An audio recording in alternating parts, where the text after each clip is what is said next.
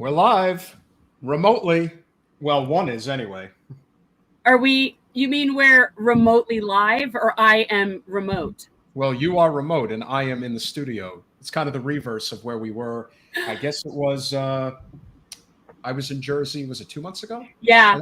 And it's always especially strange for me because it's my house that you're in. Yes, that's true. But somebody's got to hold down the fort. And so, of course, I'm Peter. I'm Jen. Well, we didn't do hello. Hello. You're all out of whack. So, guys, everybody, this is our first time doing this with me in Asheville for the month. But we have a really good show. I'm Jen. I'm Peter. He's Peter. He's usually Peter. Okay, so we have a great show. Bill or Don or Bernie, depending on my mood. Yeah. Should we just go? How do you want to start? I mean, do you want to just get into it? Do you want to have a rant? What do you want to do? I want to, we just can be mindful of time because I'm not there nudging you. No, I don't want to be, I don't want to not be wary of that because obviously, we have a wonderful candidate who is already in studio waiting to come in, Lourin Hubbard from California, who is challenging Devin Nunes. So I do want to say, and I think it's important to address this. That's very true, Sam. He's definitely keeping his eyes on me. No two ways about it. That's not it. He's watching me, Sam. Don't fool yourself. Okay, yeah, that's fine. For those of you who know South Florida, particularly East Broward, Southeast Broward, there's a community called Wilton Manors. It is one of the most affluent LGBT communities in the country. And every year they do a Pride March that takes place, and ironically, it took place on Juneteenth. So there was a terrible incident that took place right around the start of the march. It involved a pickup truck that hit the accelerator into the crowd and ended up killing at least one person and putting another person in critical condition in the hospital. Now, when it initially happened, you didn't really know what to think. You could have assumed that it was, possibly a hate crime, a racial hate crime. You didn't really know what to expect. But a lot of people were obviously on edge, and an incident like this, you don't know what to think. You generally tend to think the worst. And the initial reports were that it was a terrorist attack or that it was a crazy Trumper with a pickup truck. It's not an unreasonable assumption. Okay. No, that's a reasonable thing right now, given what's been going on. Yeah, it definitely was a reasonable assumption that something terrible had happened. There is evidence of, various forms of racial violence, gay bashing, whatever you want to call it, stuff that goes on around the country, maybe not to the extent that it used to, which is a good thing, but it's still there. And this is the type of an event where somebody would do something like that if they wanted to make a big splash. As it turns out, thank goodness, it was actually an accident. We don't know the full details yet of the person who did, unfortunately, commit this accident. The person is in their late 70s and is a member of the gay choir of the community. So to say that it was tragic would be an understatement. Don't want to assume anything about whether or not the person was intoxicated or how that happened. But what I do know, and this is the part of the story that really gets me upset, is that our current Congresswoman decided to take it upon herself to put a press release out insinuating that this was a terrorist attack against her. Not about the tragedy of the event, not about the fact that there is at least one person, if not potentially two people dead, or that it was an accident. No, our Congresswoman decided to make it about her and that somebody was trying to attack her. Now, I have a friend who is a friend of hers who was right there when this incident happened. And yes, she was close by. There's no question about it. That is not an exaggeration of what actually transpired. But the idea that you didn't even want to wait to see what the actual details of the story was, that you felt the need to get people in the national media covering this story, that it was you as a direct target of a terrorist attack. I mean, and to use a tragic event to make it about you. I find it somewhat pathetic, actually, and it's sad. And it really goes to show you that this is someone who feels such a desperate need to use things like this to stay relevant, because if it's not that or blaming other people, then there's really nothing there. So, what else is she bringing to the party? So that's the thing. She doesn't have anything else, right? So she has to capitalize on this. But what people really need to ask themselves, especially, this is kind of a question for Mayor, Dean Trantelis? Is that who made this statement? Yeah. Who thought it was like an assassination attempt on Debbie? Listen, I don't want to, the only thing I'm going to say in Dean's defense is that it's very likely that this is what he was, you want to say, was told to say, or that this Regardless, here's the point, okay? He should have waited. Not only that, but people, stop and think about it, okay? If your representative is someone that people would think somebody would try to kill, maybe there's some reason for people to think that there's hate there. I mean, I'm just saying, like, a normal person wouldn't assume an assassination attempt against them. You have to know that you are hated and that people don't like you in particular, because in addition to the fact that it is the most narcissistic, self-absorbed thing to date that I've seen from her. But it's all about you, Debbie. I just don't understand how you could. I mean, listen, if there was any reason to believe that this was an actual attack against her, it was reported almost immediately after this incident had taken place that it was an old white male with rainbow suspenders on. Right. And as soon as I heard that, I'm thinking, listen, I don't want to be stereotypical, but it sounds to me like this was actually a member of the LGBT community, and this was a horrific accident. It does. I mean, it clearly, I don't think there is some nefarious link between the Gay Men's Chorus and some sort of terrorist organization that's working to take out Debbie. And again, I mean, this is ridiculous. You're taking, and again, the reason that I take serious exception with Wasserman Schultz, and our good friend Sam was there too. So was Elijah. So, I mean, listen, I was on the way. I was going there. I was going to meet up with some friends. I wanted to show some solidarity for our good friend Elijah Manley, who ended up actually going on with Ali Vesci on MSNBC to discuss the whole circumstance, which obviously was tragic. There's no getting around it. But the idea that our Congresswoman wanted to take attention away from the fact that this was a horrific accident and that at least one, if not two people are going to lose their lives over it, and make it about how I was shaken and somebody was trying to kill me. You're a congressional representative. Your instinct should be, let's wait and find out what the facts are. This is a tragic event.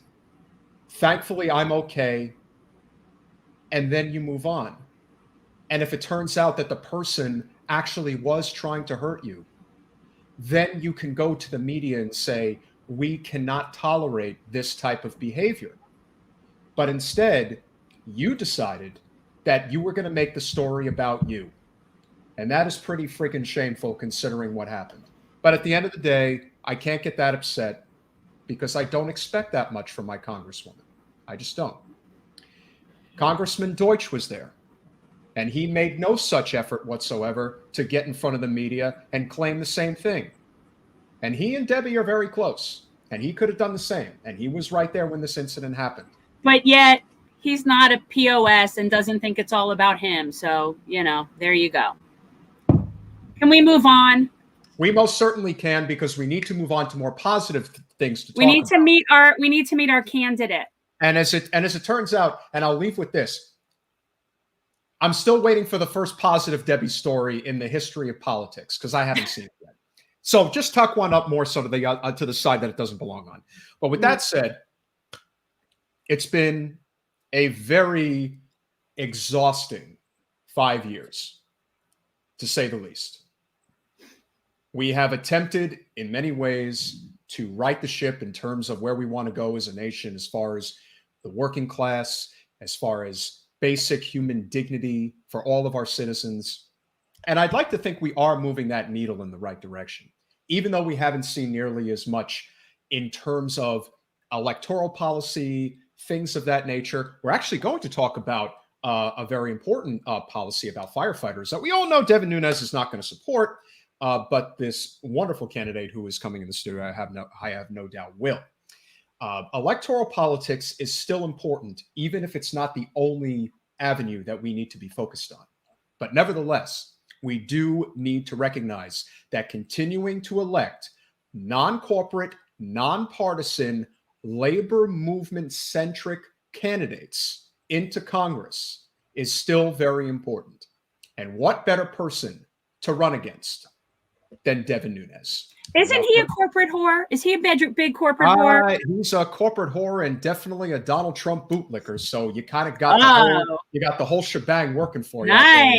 That's the whole package. He sure does. And so without further ado, we are pleased to welcome into the studio the gentleman who hopefully will be replacing Devin Nunes, adding one more seat to the blue side, Lourin Hubbard from California. Welcome to Generational Change, sir.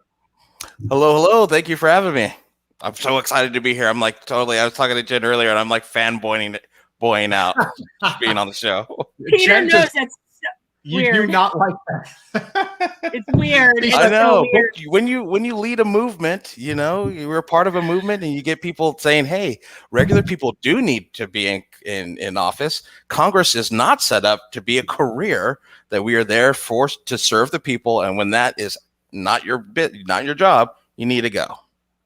Yeah, that's a very good point. And when you talk about, fanboying, well, if you saw Jen's 50th birthday celebration, I actually was able to, I happen to also know Nina Turner on a personal level, and I was able to get her to sneak in on Jen's birthday live stream. I wouldn't have asked her to come because I would have told you not to bother her. Lauren, if you haven't seen it, I highly recommend you check it out. It's like the ultimate fangirl moment. She was I'm quite sure I still but the thing is it never gets old with her. She's called me on the phone and it still freaks me out. Like I still look at it and I'm like, it's Nina Turner. And like every once in a while I'll send her a little text and a little heart and just, but I'm not going to interfere in her, but yeah, I think I squealed out loud. I'm like, hello, somebody. I know. Hello, somebody. And she's the best. She's the best. She is she is the heir apparent to Bernie's movement. I think everybody would agree with that. And, it's obviously of tantamount importance that we get her into Congress. And look, I don't want to take away from what I think have been positive changes with, members of the squad. I think AOC, she has her flaws, no question about it. But I also think that her getting elected into that particular area of New York has really caused a very big progressive uprising. A lot of people have felt inspired to run for city council, to even run for mayor, maybe even Congress. We have friends there, Lauren Ashcraft, Melanie Dorigo, Isaac James. I mean, the list goes on. We can talk all about, the inspiration that these types of victories ultimately create. Even if the person at the top, Bernie may not have become president, but he definitely set the precedent for a lot of other people to say, you know what, I can run for office with no corporate special interest money, and I can serve the people better than, people can. So with that said, what inspired you to run against Devin Nunes? I was sitting around here at my house. It was January 6th. We're watching TV. Everybody saw what happened with the insurrection. And I'm thinking to myself, I was just doing Black Lives Matter marches here in Fresno and participating in a couple of things nationally. And I remember what happened to people that were just marching for literally their lives in Washington, D.C., and they got tear gas and all kinds of things for Trump to do his photo op. And that was not the response that happened to people that were literally beating police officers and things like that. And I was thinking to myself, what is this world coming to?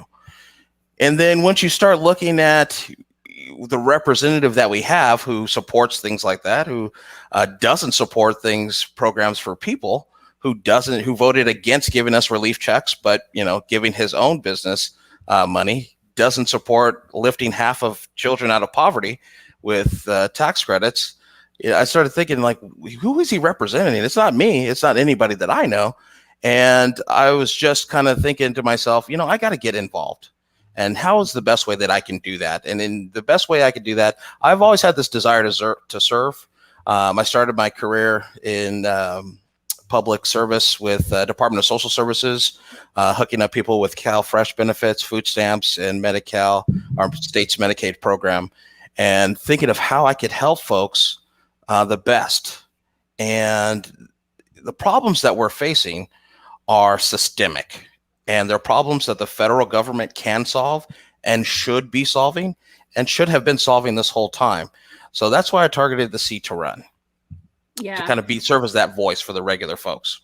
Okay, don't mind me doing this. I'm in a camper, and occasionally things fly by. So, what is your background? My understanding is that coincidentally, you have a background in labor organizing. Is there some, like, whatever that is? I'd be interested, because we are doing our uplifting labor segment tonight, and that's a huge part of what we're always pushing is the supporting of labor. So I'd be curious, what is your background? Actually, so it's funny. My mother was really the shop steward for SEIU out here for the United Health Workers, and she got her job. And I've just been around unions my whole life. And when I got the opportunity after graduation to start working, I got a job with the unions. My professional background has been kind of all over the place. I started out as an eligibility worker for the Fresno County, connecting people with social services, and then switched over to pensions and got into that work with the Public Employees Pension Fund here in California. And that serves public schools, public school employees, custodians, state workers, municipal government employees. And now I am an operations manager at the Water Resources Control Board. So now I'm in a management position, so I'm no longer in the union, but just being able to see the effects that climate change are having frontline on families, on farms. Agriculture is our big industry here. And we have a representative now who talks about, water and climate change being false. And we've seen that effect. And we know what happens. Even still. How did you get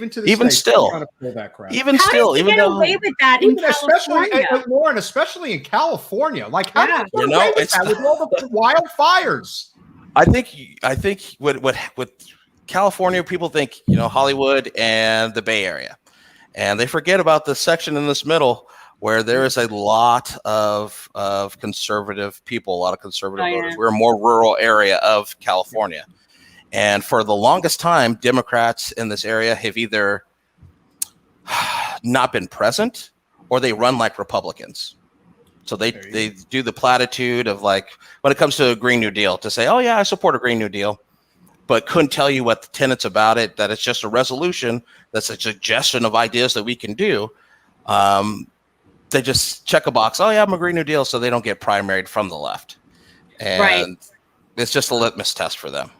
Do you find, so what is the atmosphere like? I mean, you guys have a lot of migrants and I would think people that are really underserved. A lot of those people are probably not citizens.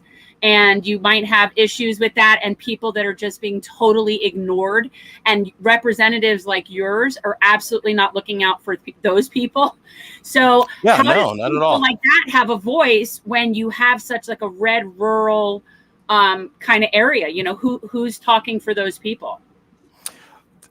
It's not our representative. I can tell you that, because they're hiding in the shadows. And really, when it comes to programs like increasing the minimum wage, California, we already have a $15 minimum wage.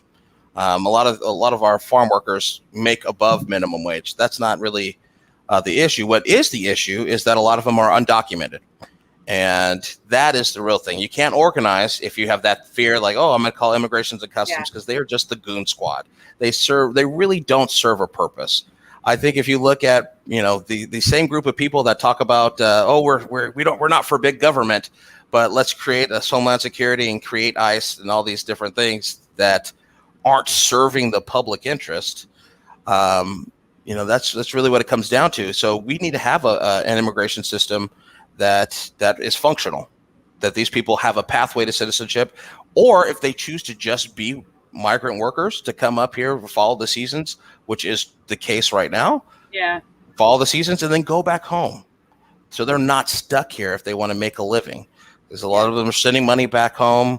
They're not able to go. What's happening right now, I was really disappointed when I saw Kamala Harris say to folks, don't come.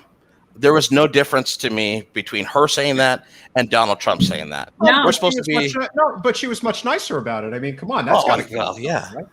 No, we're supposed to be the party that's looking for these solutions. But she's a woman of color, and she's the first vice president woman of color, and so there's that. Well, I mean, that's great. That's great. But at the end of the day, we have people that are running in this race with me right now on the Democratic side that think that, the district is 48% Latino, so I'm a Latino candidate. That's going to be enough. 2020, Donald Trump actually increased his turnout with Latino voters as opposed to 2016. So playing the identity politics things is not what's going to work. No. We need to speak to the issues that people care about. The wallet is everybody cares about their wallet. Everybody cares about health insurance. Those are two of the things that I think people care about the most. And immigration and having a pathway to citizenship or a guest worker program is going to affect my wallet. So I care about it. Right. Anytime you make something be an economic issue, that's the best way to sort of bridge the gap between different sides. I mean, my thought on immigration is like, no matter what we decide to do, why can't we just be kind? Like this is the thing that I just really don't understand. Like, regardless of what the rules are, regardless of whether or not you have a certain path for citizenship, which I believe should be the same for everybody. But like, why can't we just be kind? That's like, I don't understand why whatever it is just is so like, why do we view people as criminals that are not criminals? Absolutely. And it's the same kind of thing I've found when I talk about Medicare for all or the Green New Deal when it comes to job placement and a federal jobs program. People have this understanding that if someone else is getting something I'm not, that I'm getting less somewhere else. Yes. And I don't know what that's a societal problem that we have. And it seems to be a uniquely American societal problem. Well, it's more about we've developed a society that's about I got to get mine, and I don't care what it takes, and I don't care who I have to step on in order to get there. But I do think that narrative is changing by the day, and I do think that anything is possible if you have the right economic message, if you do not take corporate special interest money, and if you know how to connect with people in a very meaningful way that I think a lot of times is lost when people are running for office. It's kind of like, I need your vote. No, I need to know what I can do to help you, because I know that the person who I'm running against doesn't really care. Now, in your particular district, and I know there are a lot of times people just want to run against, a candidate because they're not a good candidate, but obviously you want to have realistic expectations. Your particular district is a +9R. It's big, but it's not insurmountable. It's not impossible to beat that. And the reason I say that is because Katie Porter, who I think is one of the best representatives in the country, much less California, she ended up winning in a +3R district, and she wins her seat easily now. So I do think a lot of it is just about being able to reach people in a way that they can identify with. And that's maybe the only real advantage we have in terms of general elections, is that anybody can vote. If you're an independent, you can vote for who you think is the best candidate. The primary is when it becomes a little bit more tricky. Do you currently have any primary opponents? And I assume you are the one who is the non-corporate candidate running to represent the district. Absolutely. California, we have a jungle primary. So it's the top two of any party. And there's currently 3 Democrats in this race, including myself, and then Devin Nunes. Well, I guess there's 4. Anyway, there's 3 of us. The other 2, one of them was the guy that took on Devin Nunes last time in the last cycle. Not really sure why he's running again, to be honest with you. And then another guy who also ran in the 2020 cycle but as an independent. Also couldn't tell you why he's running again. So that's kind of what the field looks like right now. I wanted to go back to, I saw a comment that one of your viewers had left about it always comes down to economics versus regulation, and it really doesn't have to. I think one of the messages that I have that is unique to this area that I've never seen here before, and I've lived here for 14 years now, is that we don't have to sacrifice the environment to help the economy. That switching over, especially in this area, switching over to a green economy will create jobs and will bring those jobs that we need. We have water issues all up and down California. One of the things that, if you were serious about solving this issue, would be water infrastructure projects. I don't understand why Devin Nunes isn't at the trough of this jobs plan that Biden is trying to get through and saying, hey, I may not like the whole thing, but let me get something for the people of my state. That's what you're supposed to do as a representative. And we need to look at the issues 5, 10, 15, 20 years down the road. And we don't have that now. I think what we're seeing, particularly on the GOP side, is, there are some people, the gentleman's name is slipping me right now. There is one GOP representative in Illinois who is trying to break free of this, what you would call like nonsensical descent into the abyss. And I think that's probably just the way it's going to have to be, more so like how the Democratic Party is slowly but surely going to be taken over by non-corporate representatives. It's just the natural evolution of politics. For the last 5 years, we constantly hear Medicare for all, a Green New Deal, a living wage, end the wars. Most people agree with these things. And the more you talk about them, the more you hear them, the more these representatives are either going to be pressed into supporting them, or they're going to be taken out of office. They're going to be primaried. They're going to lose generals. That's what's going to happen. And, Jen and I talked about, we've talked about it at length. The only person who really can carry the torch right now for the Republican Party, as sad as it is our current governor, Ron DeSantis. And I am very concerned. Sadly. Sadly. I am very concerned that if we stay on this current course, that he is the next president, because you kind of see these things coming before they happen. But that's not going to last, because eventually there's just going to be too much of the people like yourself, like Jen, that are going to end up in positions of power that are actually going to be serving the people and not corporate special interests. The last no, go ahead. I was going to say, I think that if we tailor that progressive message, I think that we're going to win, because I'm coming at it here as a pragmatic progressive, in the sense that Medicare for all saves us money. Our American businesses are spending $1 trillion this year on employee health insurance plans, and with this globalized economy, they're having to go against competing against these international companies from Germany, Japan, all have universal health care. We need to save money. Yes, make it an economic issue. And that to me is no different than, how you sell Medicare for all, how you sell a living wage. All these things are a matter of increasing the overall economic benefits of society. It saves money. It increases productivity. Everything matters. But we've been living in a crooked economy for a very long time. And there's a lot of people with a lot of power in states like California that benefit heavily from it. The last thing I want to touch on before we wrap, this is not a federal issue. This is a state issue, but it's one that we are trying to highlight, because we are going to do everything we can in our capacity to get to a universal healthcare system in the United States. California is one of the states that has a statewide plan on the table called CalCare. I don't know how well versed you are with it or where it stands right now, but we are very strong advocates for a whole Washington state trying to pass a statewide universal health care plan, and New York, the New York Health Act, which probably has the most momentum of the 3 states. But I'm curious from your perspective, how things are, and what is the overall response that you would see from the average person in California, the idea of having a universal health care system? I think the average person likes it. I think in California it's a little bit stalled because we have, how do I want to say that? We have Joe Manchins, who are Democrats, I'm sure, but not really standing with the party platform. So unfortunately, we kind of have a system like my district right now. 50% of the residents, 52% of the residents are on Medi-Cal, which is the state's Medicaid program.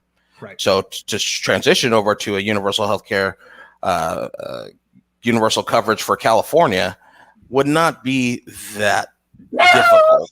It is just politically difficult. And so that's the issue, is we have a bunch of Kristen Sinemas and Joe Manchins who are like, well, we need to be bipartisan in this, and not realizing, hey, there's only 9 Republicans in the state assembly. So it's having the political will, and that's what we don't have right now, unfortunately. And again, the only thing that is standing between us and a universal healthcare system is corporate special interest money behind private insurance and big pharma. And that's it. That is it. I think everybody at this point knows that that's the roadblock.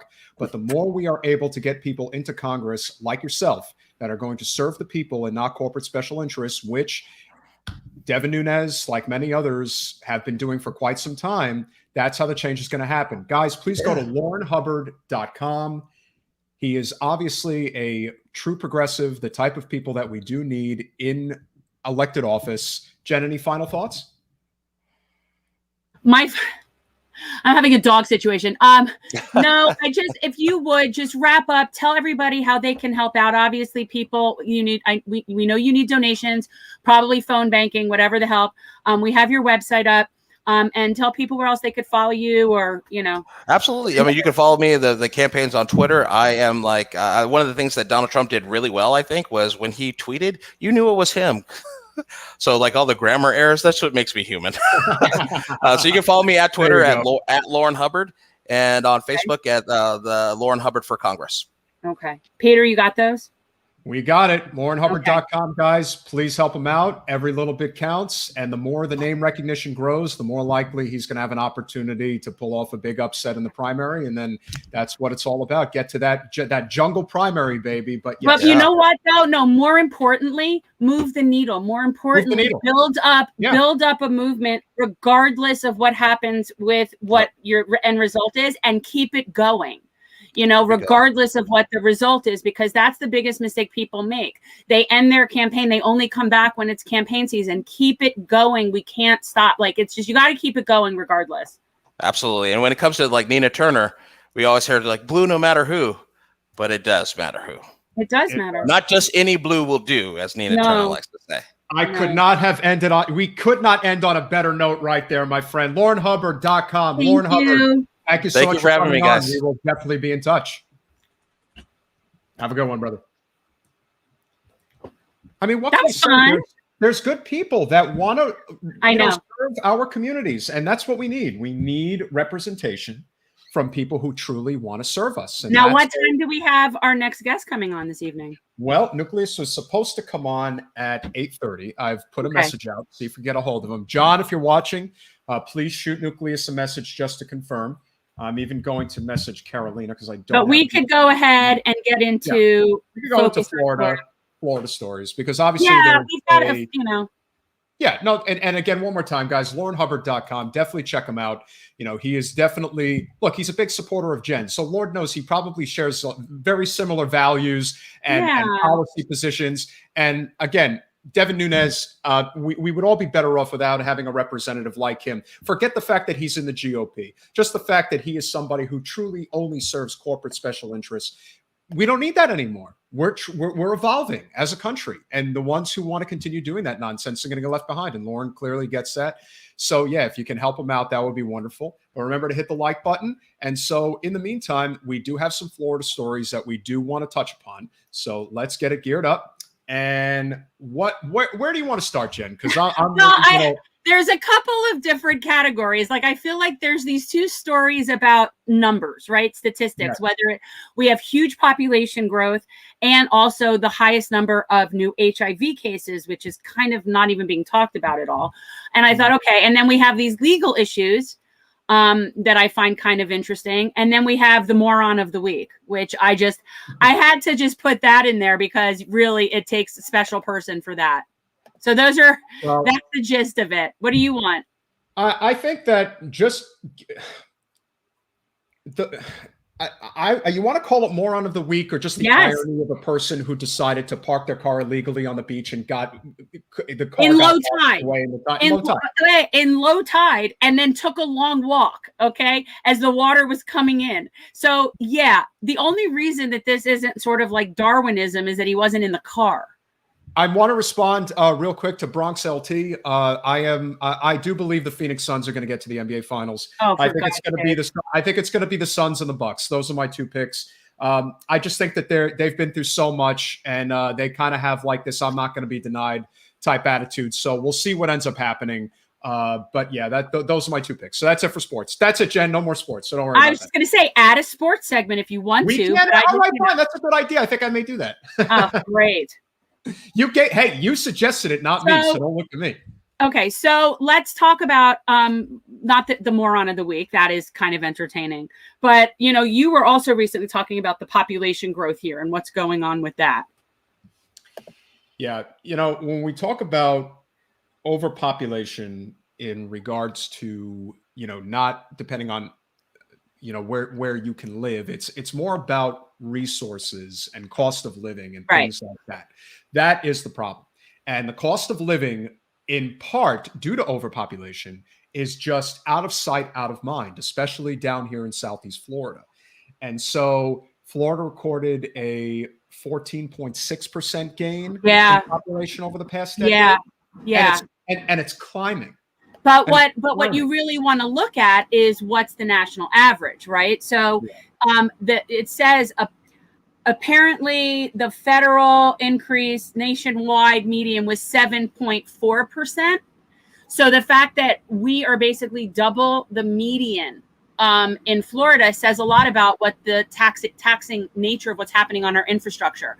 And so if we're the state that's having such a huge population growth, I do believe Texas was higher, but we're up there. Then shouldn't we be talking about our infrastructure? I guess that was sort of, the point of it is that, okay, so no, it's definitely, where are we going to get drinking water? Well, of course. And again, like you like to say, if you need any indication that we're overpopulated and that we are overdeveloped, every piece of land right now is vertical. Everything just goes to the sky. Yeah. Because you don't have land. You don't have space. So this whole idea that you're just going to keep building these towers to the sky, right? That just adds to congestion. There's no parking. One of the last courses I took in college was about municipality infrastructure and how things work at the local level. And one of the problems that we have in South Florida also is that you got a lot of dilapidated properties, and a lot of them are asbestos infested. They've been abandoned for a long time. Especially in parts of Miami. What you could be doing is basically demolitioning a lot of these properties and building them up. But that's never a concern for a developer, because that involves actual investment in the area over a long-term period. They are looking for the quickest hitting, fastest way to put money in your pocket and then move on to the next project. And why are they able to do that? Because they grease the wheels of all the local elected officials.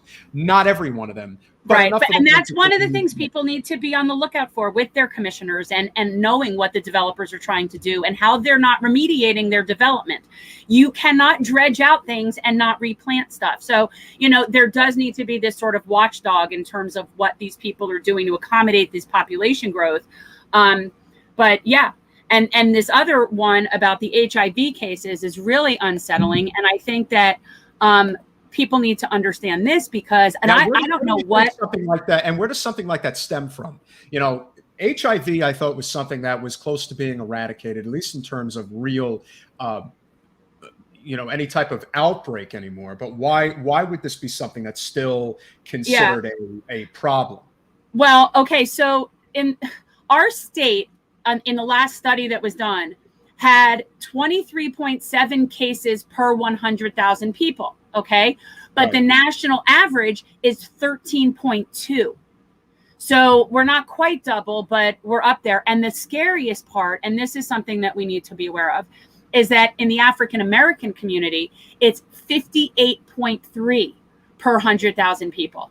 And so, and I don't think that is necessarily specific to Florida, but it seems to be the same in Florida, just in general. So I don't know what the big increase is in Florida, but it is not one of those things where I feel like, yay, we're number one, you know?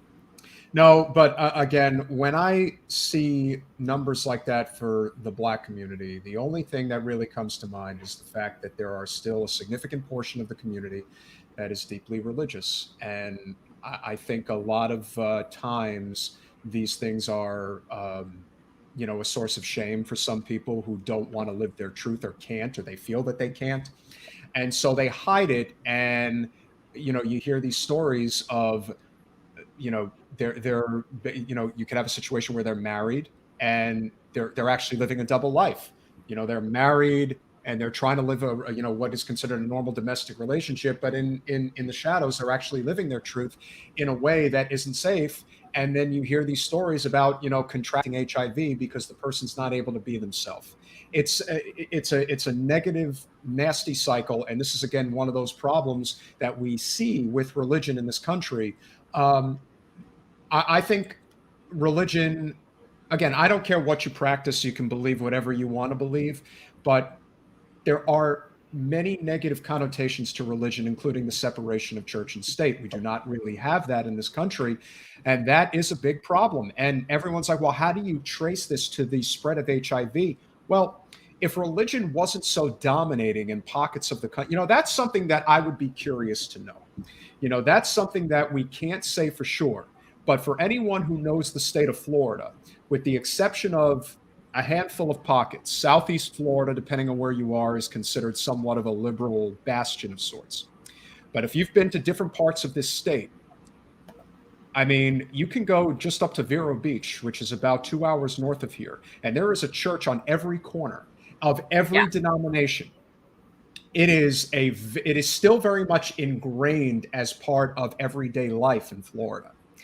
And that is something that, again, deeply religious people, I have no problem if you believe in God, because I believe. You're so off on a tangent. This was about the HIV thing, and you're off on some religious tangent. I need you to focus. But I still think religion plays a role here. How big of a role, I can't say. But I do believe that because there is this connection to that, where I still think a part of the reason that this spikes is because of the ability to not actually live your truth. I would be curious to know where a lot of these cases are taking place. They're all over the place, and it's regular people, and it's not a certain community, and it's just the way it doesn't specify any particular group. This isn't like the 80s where anybody's saying it's a gay disease like that. I don't know what you're talking about. Well, it's an everybody disease. Well, then my mistake. Again, I don't know. And particularly vulnerable communities, like everything, it affects them infinitely more. Well, how about this? If we had universal health care, if we had Medicare for all, an issue like HIV would not be an issue because people would be able to get the necessary medication, or, even something as simple. I don't know how readily available, basic, contraception is for anybody. I mean, it should be available. You should be able to get it kind of at will in many respects. And I think that would definitely play a role. I wonder how much that is in effect here. Again, all we know, and again, this is Duval County, so this is up by Jacksonville. So we can't really say for certain what's causing the spike. At least that's not what I'm gathering from this particular story. But what I do think is prevalent here is this idea that an illness that should not be even a part of the conversation anymore, much less an outbreak, I think is a very detrimental thing to hear. That's my opinion. Yeah. And does religion play a role? Yes, but how big, I can't say. So fair enough from where you're coming from. And Josh is right. So but it's generally the same people that are anti-choice are also anti-contraception. That's the irony. And then we have these legal issues. I mean, are you following this thing with the tech companies suing the state of Florida? Well, this is, again, another reason why, as I have told Jen, and I'm telling each of you, unless there is a major roadblock, and I'm talking like a major roadblock, Ron DeSantis is the next president of the United States. Okay, let's talk about this story, though. And so this is very, very important. And why do I say that about DeSantis? Because DeSantis is the only governor in the country who is actually attempting to take on big tech. Now, is he doing it because he actually truly cares about freedom of information? No, I think he just sees it as a political football, and it's one hell of a political football, because this not only appeals to the Republican base, but this really appeals to independent. So let's talk about this bill. So the bill passed by the GOP-dominated state legislature, which is ours, it makes it a crime to remove state political candidates from Twitter and Facebook, and assigns penalties of $250,000 a day for any statewide candidate who is deplatformed. And then local candidates would also cost the companies $25,000 a day. So the big tech companies are being represented by two big groups. I don't know, whoever these PACs are, two groups. They're challenging it and saying that it's not constitutional. So it'll be interesting to see what happens with this. You know, the amazing thing is that so much of the suppression gets back to what we have to deal with as a channel, because, you know, the heavy hitter advertisers do not like free thought. They do not like people. And again, this is where it gets into that, you know, area of, you know, disinformation, misinformation, and those types of things. We are hoping, you know, to potentially have Aaron Mate come on the podcast soon to talk about this, because there is this consensus of, well, it's only, you know, these crazy conservatives that are dealing in disinformation. That's not true. A lot of times people deal in disinformation because it gets clicks, it gets money, it riles people up. And there's this idea of, well, we have to satisfy our big money donors. It all gets back to corporate special interest money. And that's where this whole idea of big tech suppression really comes into play. And DeSantis is taking this on. And this is a big issue for a lot of voters. They do. It just, you know what? It makes him come off looking good, regardless of what happens with it. And of course, but it's not just that. It's the fact he's the only one doing this. Yeah. Well, I mean, yeah, but he's also the only one that's right now gunning for whatever job he's gunning for. But listen, this is also why I think he's the next president, because he's the only person who's actually running to be president right now. He is so far ahead of everybody else. It's insane. I mean, honestly, I think it's going to be harder to stop him if he wins re-election for governor. The issue is, of course, the tech companies are claiming that it's unconstitutional because it infringes on their freedom of speech as platform, you know, creators, hosters, or whatever, that they should be able to control their content. But I have news for them. Actually, the more important aspect of the First Amendment is our right to information. And they're serving as public utilities, and they need to be regulated as such. And so this is actually one area where good for DeSantis. And I'm not sure that this bill is necessarily the right answer, because I have not read the whole thing. But good for him for addressing this issue. And they are not, it is not free speech for them to censor. They are basically acting as public utilities. Yeah. And again, it's gonna boomerang. It always does, and not in the way that they think. You know, this is one of the reasons why I'm so upset about the fact that people do not actually stand up to this issue. You know, Biden, unfortunately, is so corporate captured by big tech, as is Kamala. And that's why they're not speaking out about this issue. Well, fortunately, DeSantis is bought by other groups, so he's willing to speak out against big tech. But you know what? When you're politically savvy, you know who you can be bought by from a corporate standpoint that isn't going to be detrimental to your reelection opportunities. But that's, again, why, you know, the lane is kind of wide open for him right now, because everything is just kind of in flux. You know, on the one hand, you're trying to get some stuff done. And again, and I agree with Ware. The big tech is not the good guys. No. This is like the argument about big tech is Big Brother, is what it is. And listen, as bad as Donald Trump is, I'll take him over big tech any day of the year. Any day. If you think this is you know what this is, Jen? This is no different than the comfortable suburbanite liberals who were willing to put the CIA on a pedestal to stick it to Trump. It's like, look, we're not advocating for Trump, but if you can't see where the actual problems are and who the actual enemies are, I'm not saying Trump is not a bad guy. Sometimes, and I think this is the problem also with the people who constantly watch MSNBC and CNN and even Fox News, is they have to have an enemy. They have to have somebody that they can point the finger at and say, that's the bad guy. Those are the people who are causing my pain and my suffering and my uncomfortability. And we have to get rid of them. John Brennan, probably as much as anybody that they put on a pedestal. I remember when Bill Maher had John Brennan on his show. John Brennan, CIA. And they're making this guy out to be I mean, he was one of the biggest spooks you've ever seen. But because he's thumbing Trump in the eye, that must mean that he's good. No, it's not. It's really not. And again, some people are willing to cut off their nose to spite their face. I'm not. I am. What I am saying is that what Ron DeSantis is doing is right. And other people, especially on the Democratic side, especially if you do not want this guy to be the next president, you need to be addressing this issue because this is a big issue. And he's the only one who's doing it. Yeah. So, and he's also has taken a stand against the CDC and their COVID practices and requirements and saying that the cruise lines that are docking and porting here, which we know is a huge industry here, are not allowed to require COVID vaccinations.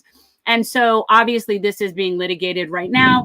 On Friday, the judge ordered, I have to just check right now, but it's temporary. This is a temporary situation that it is. It's not a permanent stop of it. The order finds that Florida is highly likely to prevail on the merits of the claim that the CDC's conditional sailing order and implementing orders exceed the authority delegated to the CDC. Republican Governor Ron DeSantis said in a statement that framework imposed onerous bureaucratic requirements on the industry, such as requiring a vaccine passport for passengers, and that cruise ships conduct similar simulated voyage before embarking passengers. So he's taking a stand against the CDC, and he's really thinking. But I don't know what's going to ultimately happen with this case. But right now, the judge ruled in favor of the state of Florida. Yeah, and I'm not surprised because again, I guess it gets down to this argument of the vaccine is free, and you can get it anytime you want. And if you're going to travel on a cruise ship, know your risks. But know that you can get vaccinated. And I think, remember, we live in as you like to say, we live in a very Biden blue part of the United States. Yeah. So there are unfortunately too many people that get their talking points from MSNBC and CNN. And so because of that, they're going to turn this into, well, they just want to spread COVID and they don't care. Now, are there people who are going to get on a cruise ship who are not vaccinated and do not care? Yes, that is correct. But is that what's going to ultimately determine whether or not COVID spreads? No, not at all. Because, again, you have the option, if your health is of concern to you, to make sure that you are able to come back ashore and not have to worry about catching COVID. Now, that to me would probably be something that I think you'd have a better argument for. If somebody wants to go on a cruise, they kind of have the option to go regardless of, whether or not they've been vaccinated, whether or not they have COVID, because people need to understand their own health risks. What I do think is something that you would have a better argument for is the idea that before you come back ashore, when you're on the ship, you need to be tested. You need to have a COVID test. Now, I think the issue here is whether or not if there are rapid tests. Like, could you take a COVID test and know within, 5-10 minutes that you do in fact have the virus? 100%, Christina. Sorry. I have always found cruises to be disgusting floating petri dishes. I wouldn't go on one with someone else's body. And anybody who knows about litigation in the cruise industry, my dad is a court reporter and was the court reporter for NCL. And so I've heard a lot of things, probably way more information than most people would want. And you couldn't pay me to get on a cruise. But this is going towards Ron DeSantis taking a stand. Yep. And that, again, speaks to a greater issue here, which is people are going to gravitate to leadership in whatever formula that is going to work for them. Because the mistake that a lot of people end up making is this idea that everybody is, the side of the Democrats. It's not true, and especially in this state, this is pretty much a one-third, one-third, one-third. You have one-third Democrat, one-third Republican, and one-third independent. And the independent voter takes the break for the Republican. Why is that? Because this is really a civil liberty advocated state. That is a big thing. It's a state with no state income tax. It's a state that is very much driven by entrepreneurship, state that's very much driven by the service industry. And a lot of people like that type of freedom.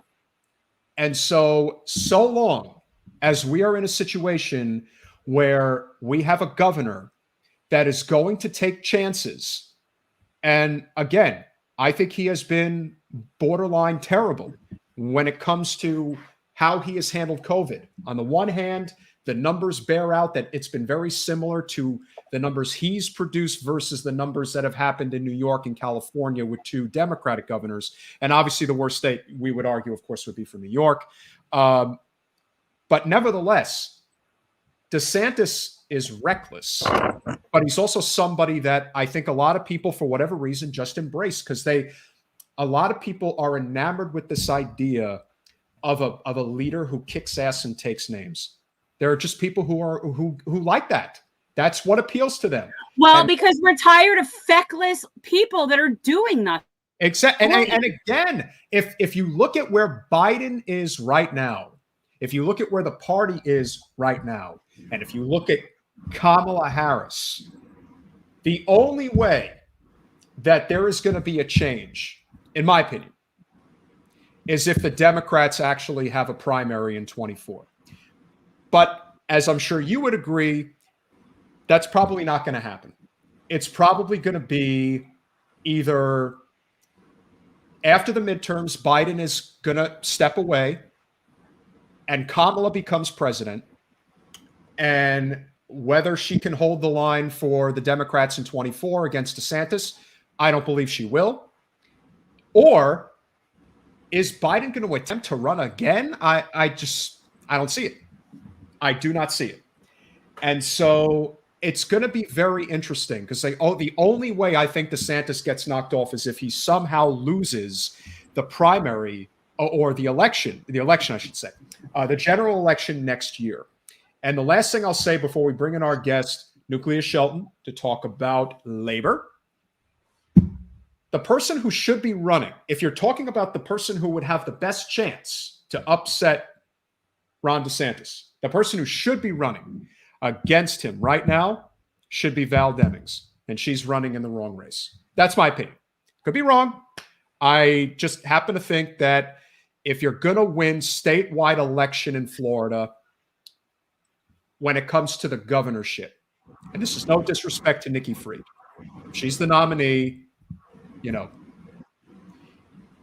but I do believe that if you're going to elect a statewide representative in the state of Florida, you need to have somebody from the central part of the state. That's my opinion.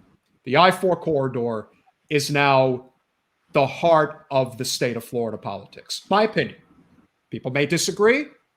I know a lot of people still think South Florida is important, and it is, but I don't think it's the most important part of Florida politics, especially for Democratic politics anymore.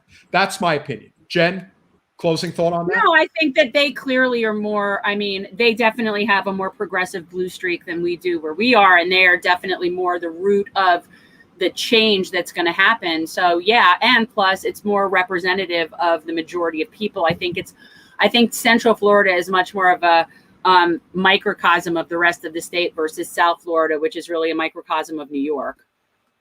Yes, that is a great way, to close out news and amuse. And of course, we want to get to the main topic of discussion, which of course is labor. We just want to make sure that our guest is Nucleus may just be audio, so we want to confirm. No, there he is. He's there. So I see him. One of the things that we talked about. I see his smile and his beard. Yeah. I don't see the upper part of his face, but that's okay. I know he's there. So one of the things that we talked about, and obviously this is the perfect time to bring Nucleus on because it was just Juneteenth the other day. And a lot of people think, well, a federal holiday is nice because it obviously acknowledges the fact that we have to start talking about our history when it comes to things like slavery and Jim Crow and everything that is related to how communities of color have felt the brunt of the downside of American society, American capitalism specifically, the importance of the labor movement, because that's what we're huge advocates for. A nonpartisan, non-corporate labor movement is the future of progressive politics, in my opinion, in Jen's opinion. And what better person to come on and speak to this issue than a gentleman who has been a fierce advocate for labor here in South Florida. He is a good friend of our friend, Carolina Empudita. He is a member of the SCIU and the South Florida AFL-CIO. Nucleus Shelton, welcome to Generational Change. Much appreciated, brother. Thank you for How do you like me. that intro, baby? It was Nucleus. on I haven't point. seen you. Hey, I haven't seen you in a Jen. while. How are you doing? Good. How are It's you? been crazy, but it's good seeing you. It's good seeing you. How are you doing this evening? How are you all? We're good. We're looking forward to talking to you. I mean, we do an uplifting labor segment, and we do believe that sort of the future for any progress in this country is going to stem from labor. I believe that ultimately what we need is a general strike. I think we need yellow vests in the streets. I think that labor needs to come together as labor and not be so fragmented by groups. And so we're big on just building coalition. And I know that the issues that affect, say, the iron workers are different than the issues that affect the firefighters. And I get that. But in general, labor needs to be standing up for labor. And so we're big proponents of that. So we'd like to know, So, I don't know if, Peter, you wanted to start asking about something about like labor and race, or where you really wanted to start, or. I would very much like to get your take, obviously, on, what is the next step that you think is necessary? Because, again, as we said, making Juneteenth a federal holiday is nice, but we're also advocates for reparations. A lot of people have different opinions about, what reparations actually look like. I think the most sensible way to do reparations is to make actual infrastructural investments in communities of color that need it the most. And you're talking about soft infrastructure as well as hard infrastructure, but 100%. Again, it's like getting a bank loan, improving education, the things that actually will allow people to develop generational wealth, and the numbers bear that out. So I'm curious from your perspective, what you think is the best way, because uplifting labor is constructed as part, I think, in part, with reparations going forward. Yeah. Well, I think that's a fascinating question. I think it's very important to preface the conversation around what we just came out of in terms of the labor movement. We had a administration that many would easily call a crypto-fascism, right? Many people would call an overt fascism, right? And it's been an intentional erosion over the past 4 years of labor rights. And it's been very hard for workers to form unions in areas that they're, most vulnerable. I'm thinking about, migrant workers, day laborers. I'm thinking of areas where are so disconnected, you all, from the supply chain that, a Wendy's or a McDonald's would not really care about their particular issues that are going on within their lives, right? We know workplace harassment happens. We know sexual harassment happens. And this past administration hasn't made it the easiest to organize. So that's very important to center the conversation around what we just came out of. It's time to build back better. I'm very encouraged by this administration's effort to try to get labor leaders at the decision-making table. I look to my brother in IBW, who sits on President Biden's Labor Advisory Council. And he's having the right people talk in his ear. And, Juneteenth was definitely an accomplishment, right? Like, in terms of centering Black voices, Black and brown voices, it's an important piece. I heard the discussion of reparations earlier in the call, and I think that's an important piece, right? That's like gonna be very important for generational Change. standing in what, yeah, in what we look like going forward. But in terms of labor, it's very important to uplift labor, and I appreciate this podcast because regardless of what, this country has a very interesting relationship with Black labor, right? At one point, it was free, right? At one point, it was.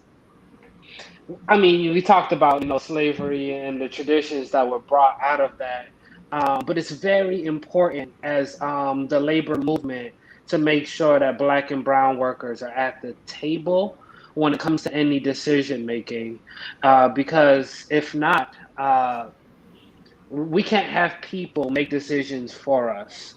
It's very important that we are a part of the planning and the execution of any plans. So thank you all for centering the labor movement, and I'm just really happy to be here to talk about my experiences organizing over the past couple of years. No, 100%. And I think we would both agree, Jen, that look, there are many issues we have with the Biden administration, many issues we have with the various types of legislation that they're putting out there that's too corporate. We like that PRO Act. But the PRO Act, to me, that is overall, Yeah. it is an absolute good piece of legislation. And more than anything else, the most important caveat within that legislation would be the overriding at the federal level of the right to work laws, especially in the state of Florida. Can you speak to the detrimental issues that exist having right to work laws, what that does for labor organizing, and why the PRO Act would be such a substantial victory for the labor movement should it come to pass? Yeah, for sure. So the PRO Act is a very important piece of legislation. It stands for protecting the right to organize. What it seeks to do is modernize and codify the Labor's Relation Act. So this is extremely outdated, written in the 30s. But right now, what the PRO Act seeks to do is it would heavily fine employers that tend to drag their feet on recognizing the first union contract. So workers go through this entire campaign to say that they want a union, and they vote to join a union to have a collective voice on their workplace. But the employer, because they don't want to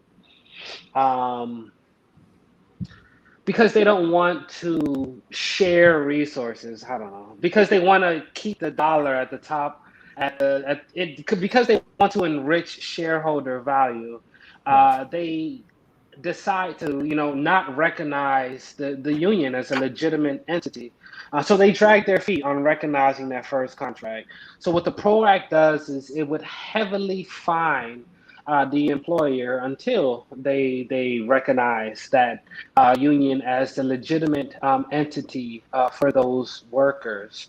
Not only does it place this responsibility on the employer to do the right thing, but in essence, it would prohibit employers from hiring what they call replacement workers. So when workers engage in collective action, commonly referred to as strikes, withholding their labor, employers are put in a position where they can hire replacement workers in order to keep the labor force active within their organization. What the PRO Act does is it makes that activity illegal. So it would put leverage of the workers and take the leverage away from the employees.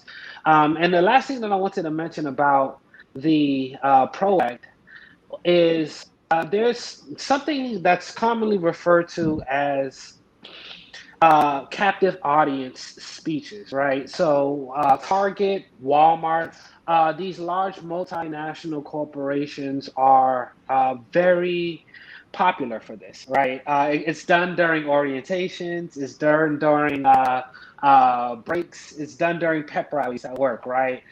Meetings where you have everyone tuned in to an authority, a member of the management team, and they would talk to you about the what the cost of joining a union is, why you shouldn't do it, and if you're approached by a union organizer, these are the steps that you should do.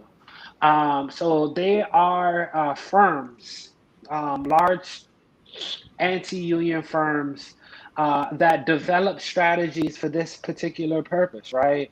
To not have workers organize and have it work on their workplace, because they know with this competing interest, they would have to take that money that is concentrated at top CEOs and executives, and it would have to be spread to the people that actually make their organization possible. So the PRO Act seeks to really take on corporate America and just corporate governance, really, in the way that we do business in this country. Unfortunately, it takes on right to work in the sense that you're able, when you negotiate a contract, you are able to negotiate fair agency fees. So, right to work states like Florida, for example, union membership is not a condition of employment, right? As opposed to states up north that have a large union density, have higher wages. Your union membership is a condition of your employment. But in the state of Florida, it's considered right to work for less. Like Right I to like to work call for it, right to work for less. Didn't say it better. All right. All right. So what ends up happening is you are an at-will employee. Management can literally pink slip you tomorrow without any justification, without any voice to contest that. And that's a problem. And because you're a right to work employee, and union membership is not a condition of employment, union dues, therefore, are voluntary. Right. And dues are very important to running the entire apparatus of the union. So with that being said, the PRO Act wants to institute what they call fair share fees. And because you can negotiate in a contract that members of the bargaining unit are required to pay fair share fees. Because, regardless of what's being negotiated, they will be the direct beneficiary of that negotiation. So it would really help, really pushing back against this freeloading. I hate to call it freeloading, but it's freeloading. Type dynamic where individuals who don't pay union dues but still benefit directly from wages increases and conditions of employment that are negotiated in a contract. So, just a quick blurb for your viewers.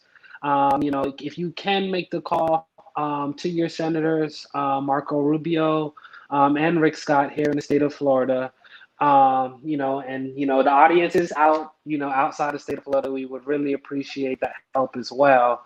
But Rubio and Scott are going to be very important in passing this bill. So it's, it was promised that if this bill was to reach, the prior administration's desk, that it would be vetoed.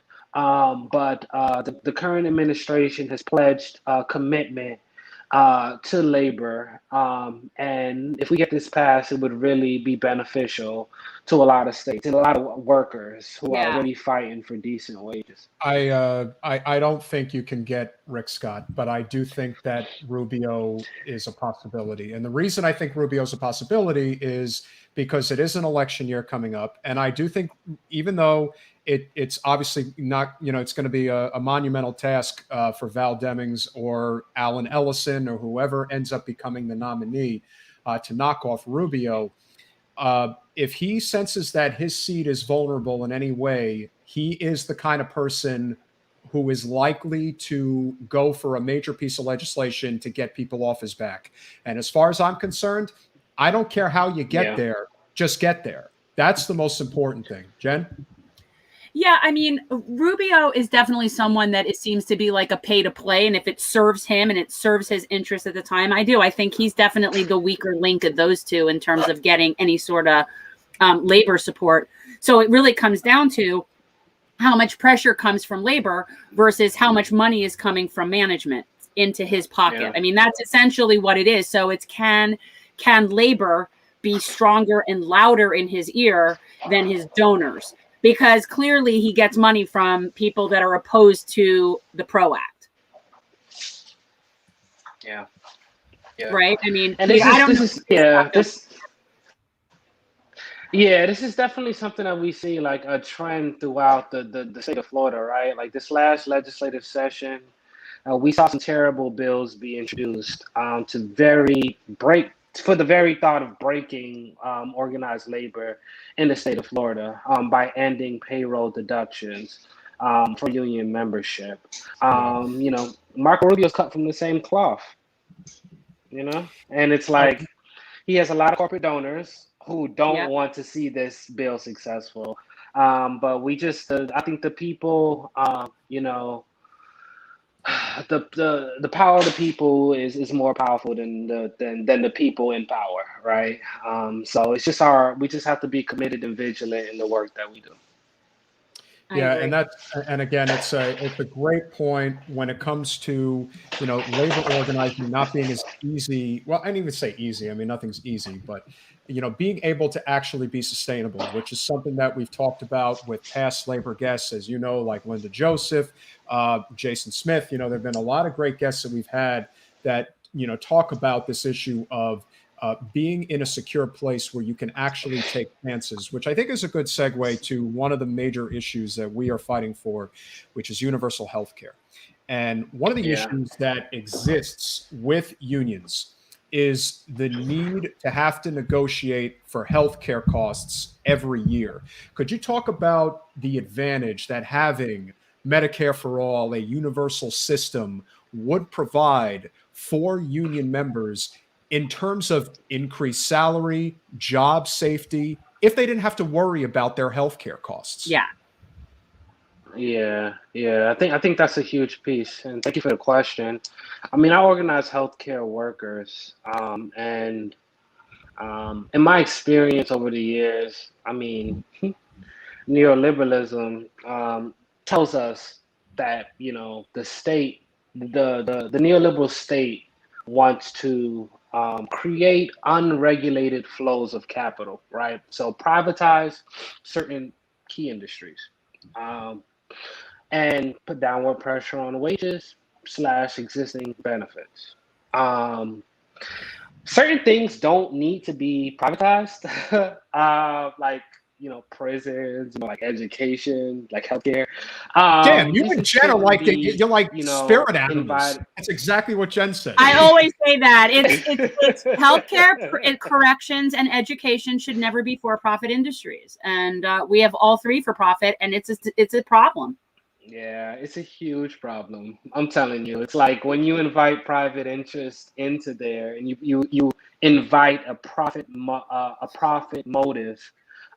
You start to see bad actors because you just got to fill up a bed, or you got to fill up a cell, or you have to it's very disheartening. Healthcare shouldn't be up for debate. It should not be. It should be a single payer system, period. And what this would do, unions not having to negotiate that, it would really allow the market to really determine, wages. Like in terms of my my experience with organizing with healthcare workers, right? Like this is the market for healthcare workers, right?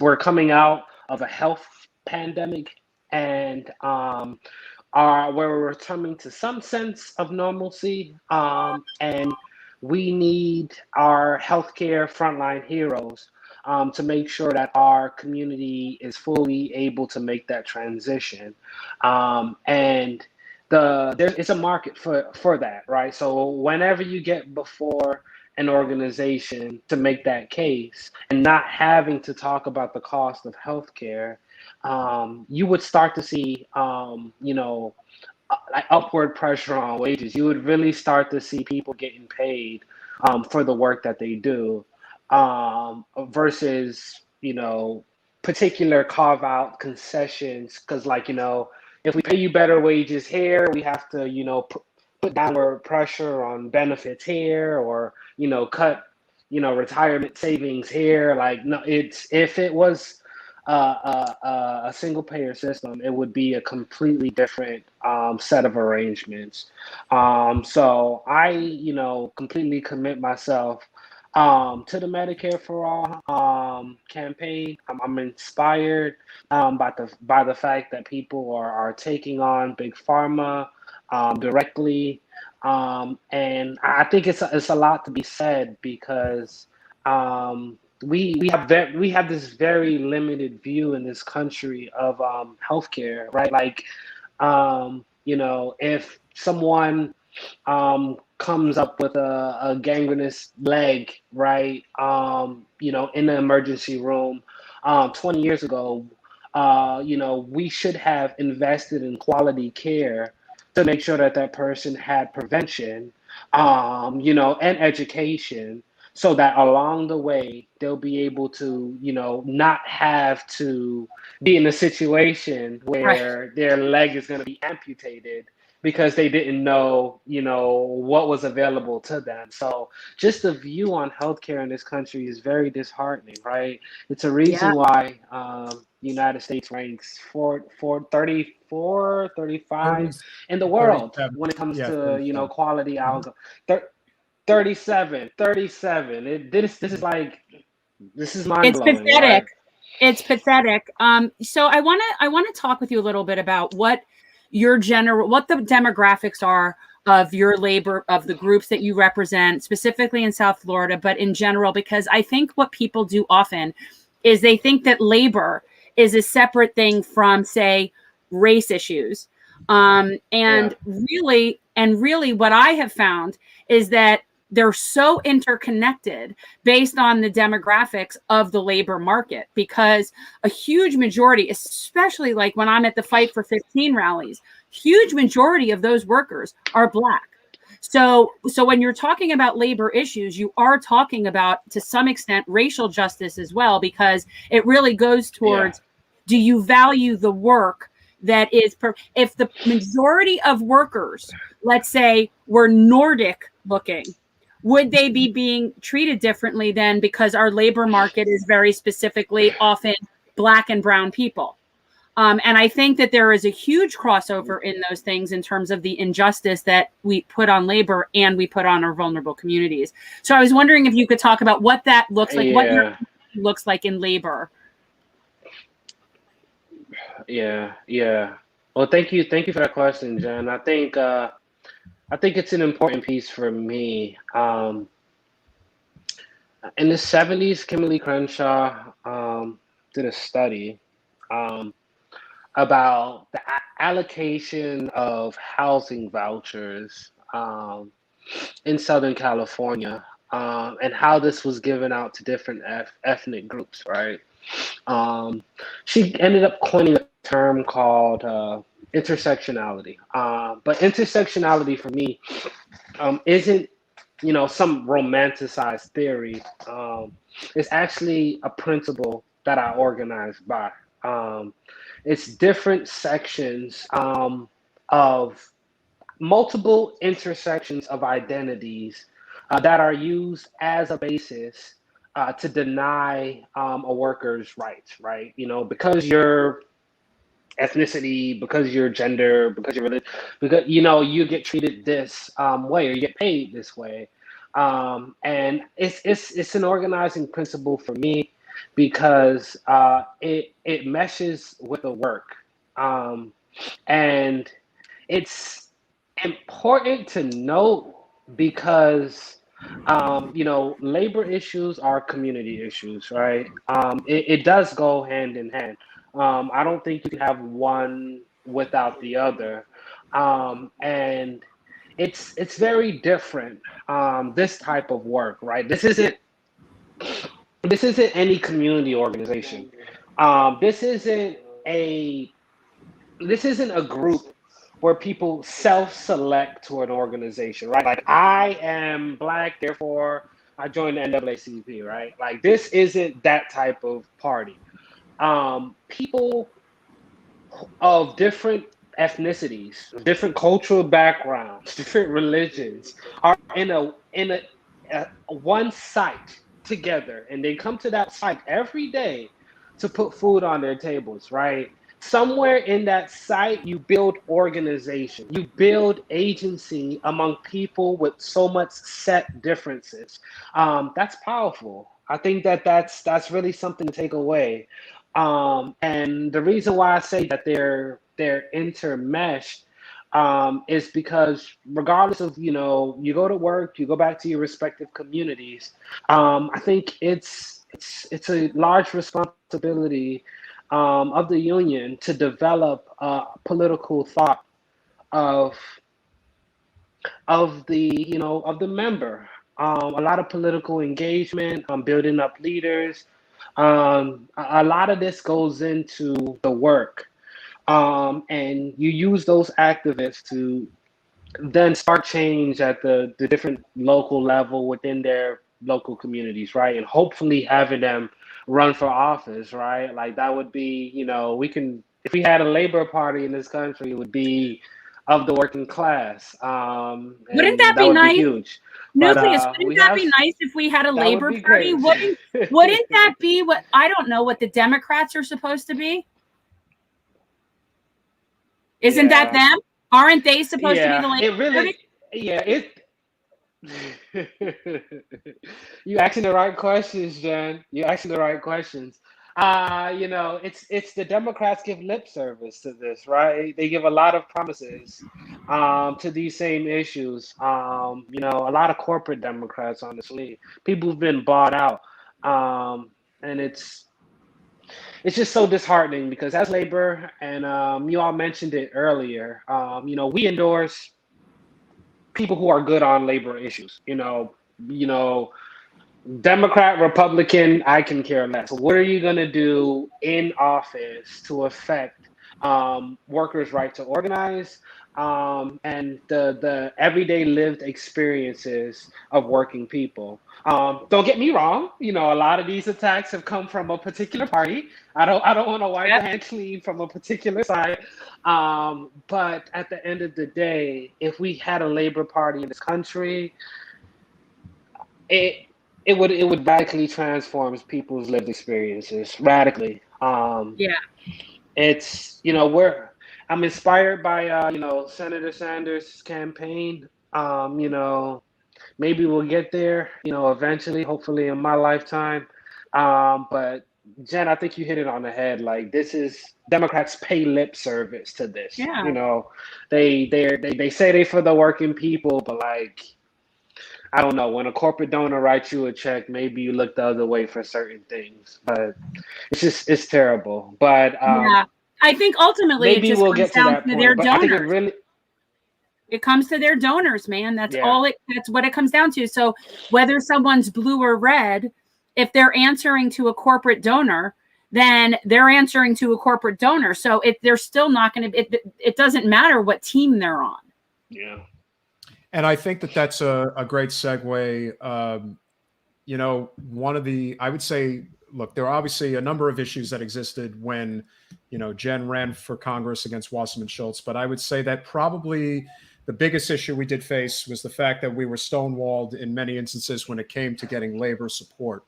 I do think that there is there's going to be an evolution of sorts in terms of how that looks going forward. But I'm curious from your perspective, is there anything in particular that you think certain labor leaders look for when it comes to supporting a candidate? I mean, I definitely agree, and Jen and I have talked about this, that one of the things that I have no issue with when it comes to labor supporting a candidate is that the candidate is viable. I know everybody believes this idea, it's like a chicken and the egg thing, that, you got to support someone because they're on the right side of the issues. Sure. But do they actually have an infrastructure, a foundation that's strong that could actually win? And I do think that that is fair, but I also think that we also have to be conscious of the fact that there are a lot of candidates, and even though the unions typically will always support a Democratic candidate, that a lot of those Democratic candidates are also very corporate oriented, very pro-shareholder versus pro-worker. So I'm curious from your perspective, how does that evolve in terms of getting support for candidates who truly are on the side of labor and are not taking that corporate special interest money that stands in the way of in continuing to grow the labor movement as it needs to be grown? Yeah, I think so. That's a good question. And viability is always an important piece when you think about whether you want to throw down for a particular candidate. Also, like, what's your path to victory? Like, and unfortunately, in this country, without campaign finance laws, being fully enforced, like, money is a huge factor, right? So all this is taken into account, and I think you're really getting at the heart of the question, and that is at what point do you stick your neck out for a candidate? You know what I mean? Like, that will speak truth to power when they're elected and fight to you till the death. At certain points, you have to make an assessment that, look, all cards are on the table. I'm going all in for this candidate. Let's go. You know what I mean? And put the power out there to run a program to get that person elected. There's a lot of I don't know. There's a lot of institutional knowledge. Let's just say that there's a lot of skill set that this labor movement relies on. There's people who've been in this longer than I've been alive. You know what I mean? And I don't want to discount that experience. And with that comes a very standard approach to the work, and comfort in the film, like the familiar. You know what I mean? And it's really going to take younger folks to be in positions of leadership within their unions in order to take those gambles, like, let's go all in on this candidate because, we know that if this candidate was elected, they'll be able to really push our issues.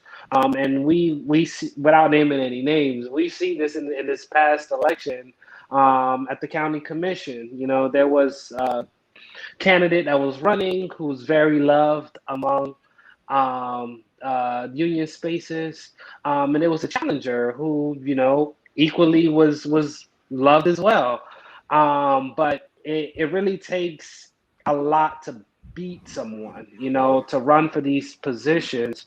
So money, pathway to victory, like how much doors you need to knock, like you need to know the exact numbers when you get in front of these folks. Like you need to be able to clearly articulate how you're going to win in your timeline. And even without labor support, this is how I'm going to win. You know what I mean? And the labor support is more of the icing on the cake. But you really need to be able to sell yourself to a lot of these leaders that, you can run a campaign without it. You know what I mean? But, if you had it, that would be amazing. But, it's not your success is not contingent on an endorsement. And that's definitely the attitude that needs to be taken, especially when it's an incumbent that's been engrossed in the work for a while. You know what I mean? So that's a very layered. Well, you're answer, approaching Peter. it. You're approaching it from how it should work, right? Like that's how it's supposed to work. And unfortunately, we know that it's also very political, and it doesn't always work that way. And there are certain people that are. Did we lose you? No, he's there. It's just there's no video right now. Okay. So like there's just certain people that are gatekeepers that stand in the way and even block what is in the best interest of labor in terms of who they endorse. So you'll see endorsements of candidates that support, say, the TPP, right? But that's because the other candidate isn't viable. And I agree, it is like a chicken and an egg. You need to have money to be viable, but you're not going to get money if you don't have support. So it's really hard to do it. But that in and of itself would be surmountable. What's unsurmountable are the political connections and corruption that exist at higher levels amongst union leadership and politicians, to the point that they are actually working to the detriment of rank and file. And that is something that we see in you're South Florida, you're Miami area, but like we see that very heavily here. It is what it is. And there's a serious blockage that is impeding what's in the best interest of labor. That's frustrating. Yeah, and I think that also speaks to the importance of the PRO Act, because I think one of the reasons why the rank and file does not stand up harder to delegates or bosses is because of the vulnerability that comes with working in a right-to-work state. If the PRO Act was in place, I think labor would be a lot more inclined to, as you said, take chances. I particularly, circle Debbie because she's actually really bad when it comes to labor rights. She's actually very much for, again, it's not just supporting the fast track of the TPP. There's a myriad of issues that are there. Myriad. I can't say anything right. Richard Kinkosis.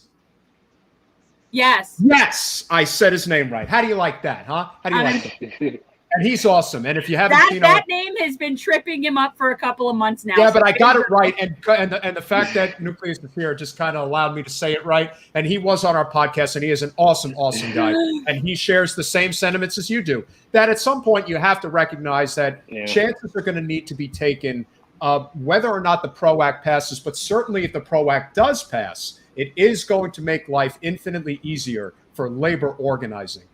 The last thing I do want to mention, which is something that we are working on right now, is that there is going to be a Medicare for All March, which is going to take place on July the 24th. It's a Saturday, and we are trying to organize with as many local labor groups, progressive organizations, and frankly, anybody who believes in the concept of a universal healthcare system. And we're right now, our target, and this is something that Carolina is actually working on, is to have this done in Fort Lauderdale. We want to bring in as many people as possible because this is an issue that I think is a unifying issue. And that's one of the great things about labor, is that it's a unifying issue for a lot of people of all different stripes on the political spectrum. So wait.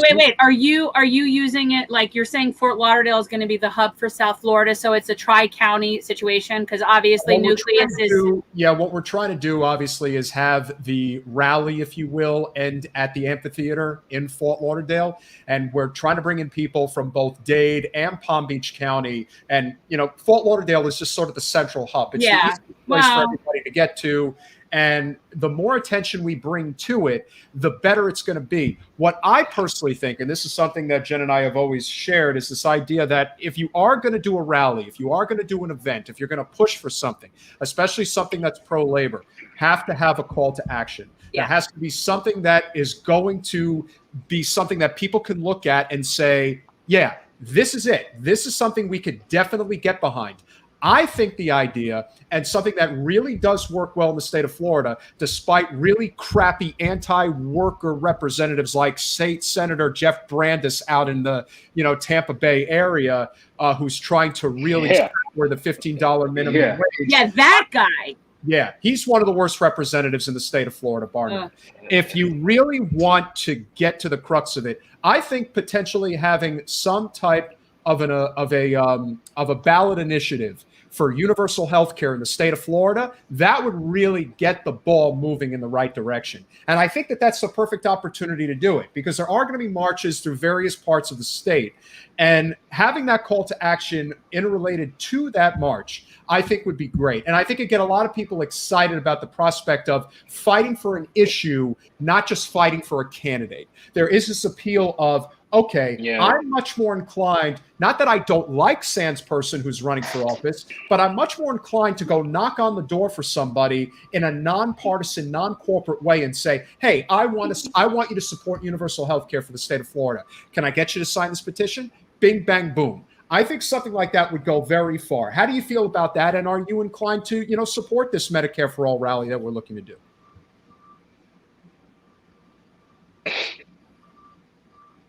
Yeah, I mean, I as an individual, I'm able to support it. I can't really speak on behalf of the union. I'd have to speak with leadership about it, especially, Lord, let me be careful with my language. My union, oh Lord, the National Nurses United have nationally endorsed Medicare for All as a policy platform. Right. SEIU has not. Just gonna gotta change that. That's interesting. That's interesting. We do. We do, and this is one of my, biggest pushbacks. Like, I understand Medicaid expansion. You take piecemeal wins until you're able to get there. But like, I'm tired of waiting. Like, I get that thought of, but in terms of my union, there's the leadership, and I just want to be mindful of the language that I use. The leadership has a particular understanding of Medicare for All. But me as an individual, Nucleus Shelton fully supports that. As a progressive activist in South Florida, you all can completely count me in. I would love to help pull together. I would love to attend. I'd even love to talk to leadership at the local about it. But just being forward facing, in terms of the healthcare unions, there's a very defining difference between NNU and SEIU on this particular issue. Yeah. Obviously the nurse, for people don't know, National Nurses United, that union is extremely pro universal health care. I mean, that's their representatives are some of the most vocal advocates for Medicare for All. So it is interesting that there would be now. I mean, it's not surprising, but it's kind of like, again, this is where we see a problem. Why is labor not supporting what's in the best interest of labor? What's interfering with that? Like, who's the person in the middle that's getting in the way of doing what's in the best interest of labor? Because I don't care what union you're in, we all need health care. So that doesn't matter what union you're in. That's a great point. And that's again the difference between a lot of the leadership that currently exists versus the rank and file and where they stand. I mean, we've been very vocal about our disagreement on the way that Dan Reynolds runs the AFL-CIO in Broward County. But I can tell you that when Jen ran for Congress, we were in a situation where Anna Fusco was going to allow Jen to speak to the teachers union, to at least make her pitch, even though it was obviously very likely that they were going to endorse Wasserman Schultz regardless. And as it turns out, that was kaput by Randy Weingarten all the way at the top, because she has a personal relationship with Debbie and decided to make it political rather than what would be fair. And so that, I think, speaks to the greater issues here when it comes to where the union support is able to develop into something big. I think when it gets to the tippy top, it becomes a really big issue.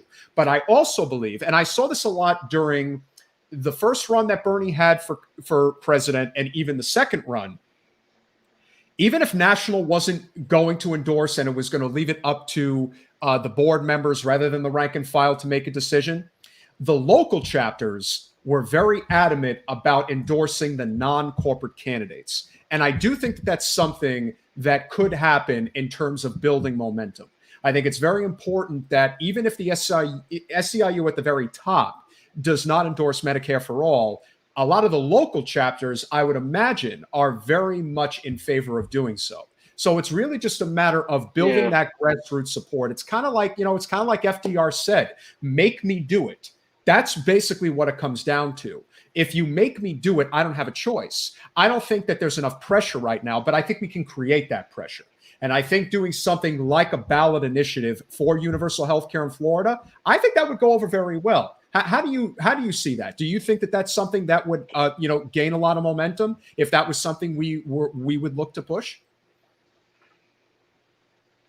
Yeah, I mean, I definitely think it would be favorable. I mean, I'm just sitting here thinking about Miami-Dade County, and then Commissioner Daniela Levine Cava last year introduced an earned sick leave policy at the county, and Esteban Bovo had some very sharp criticisms, saying this was socialist. This was something that you'll see at a communist regime. So there is a lot of disinformation that needs to be combated. And now Mayor Levine Cava is gonna be at a position where that same bill is gonna be reintroduced July the 15th in committee, and then before the entire board in the following week. And has the public discourse of this around this changed? Has the appetite for it heightened? Like, we will see. I think in the state of Florida, there's a real need for this type of policy. It's just there's just so much interest to have their hand in this. Retail and law just say that this is too expensive. This is too much of a burden financially for us to undergo. When really in the long term, as we mentioned, it's a cost saver. So I think that it's possible in the state of Florida. I do think that there's an appetite, and I think that it's going to take like the work that you all are doing to have and continue to push the conversation with activists to get this as a serious policy consideration in the state of Florida. So I'm encouraged by the work that I know my sister Carolina does. The Medicare is an act of love, and I completely support her in her endeavors. I think there's an appetite, and it's really going to take some grassroots efforts to continue to push that conversation. Yeah. We are obviously extremely grateful that you came on this evening. This is the type of conversation that needs to continue. There is no question. As much as thoroughly involved in politics as I have become in the past 5 years, what I absolutely know for certain in my heart and in my head is that if we're ever going to get to where we need to go in terms of healthcare, the environment, living wage, economic growth, ending the wars, criminal justice, racial justice, social justice, environmental justice, you name it, a nonpartisan, non-corporate labor movement is what is going to be the driving force.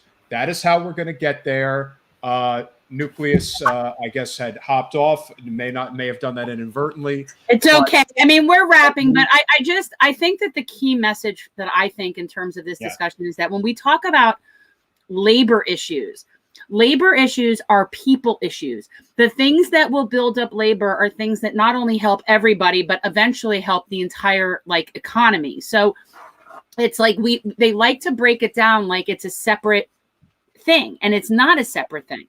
It's part of, I mean, in general, there's two groups of people. There's the people in charge, and then there's the rest of us. And the rest of us are the worker bees, and the worker bees have to support labor, because whether we are individuals or part of a union or not, what's in labor's interest is in all of our interest. I think that people don't understand that it's not really a separate group in terms of what the benefit is of when you provide help to labor.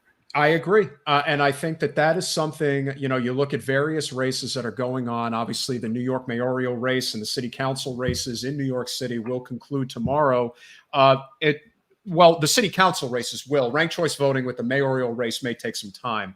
But I do think that the emphasis on growing labor is something that I think we all can get behind.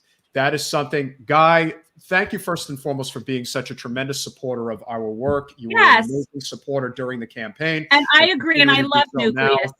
Yes. No, Nucleus is great. And this is really what we want to highlight. And listen, we're not bashful about this. The biggest impediment to Jen running against Debbie Wasserman Schultz again is Dan Reynolds, head of the Broward County AFL-CIO. Right, which is it's a different group than what Nucleus. South Florida is really Miami, and Broward is Broward. Well, that is the amazing thing, because I actually do think the South Florida AFL-CIO would support you if you ran again. But that is, I don't know how much of the voting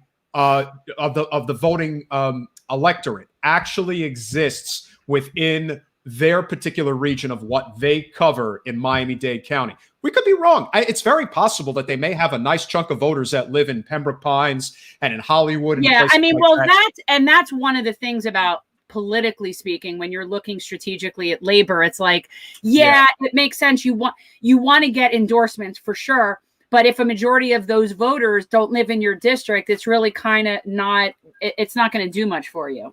But I think as long as we keep this conversation going, the one thing that we have noticed is that, and I'm not going to name any names, but there are people that we have attempted to come on the show who we thought were going to come on the show. And then we had Nucleus's, I guess what you would say, superior, Richard Kinkosis, come on our podcast.